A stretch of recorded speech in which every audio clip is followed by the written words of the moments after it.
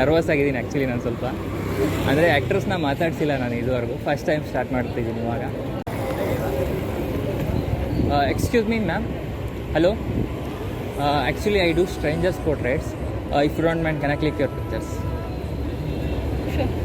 ನಾನು ನಿಮ್ಮನ್ನ ನೋಡಿದ್ದೀನಿ ಆ್ಯಕ್ಚುಲಿ ಬಿಗ್ ಬಾಸಲ್ಲಿ, ಆಮೇಲೆ ರೊಮೋಲಾ ಅಂತ ಅಲ್ವಾ ನೀವು? ನೋಡಿದ್ದೀನಿ ನಾನು ನಿಮ್ಮನ್ನು. Thank you ma'am. ಇವಾಗ ಏನು ಮಾಡ್ಕೊಂಡಿರೋದು ಮ್ಯಾಮ್? ಆ್ಯಕ್ಟಿಂಗ್ ಎಲ್ಲ ಇದ್ದಲ್ಲ? ಓಕೆ.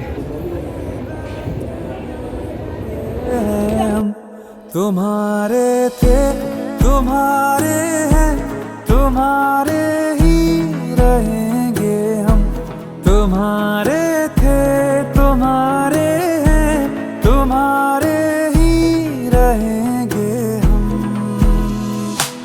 मुद्दतें भी चंद लम्हों जैसे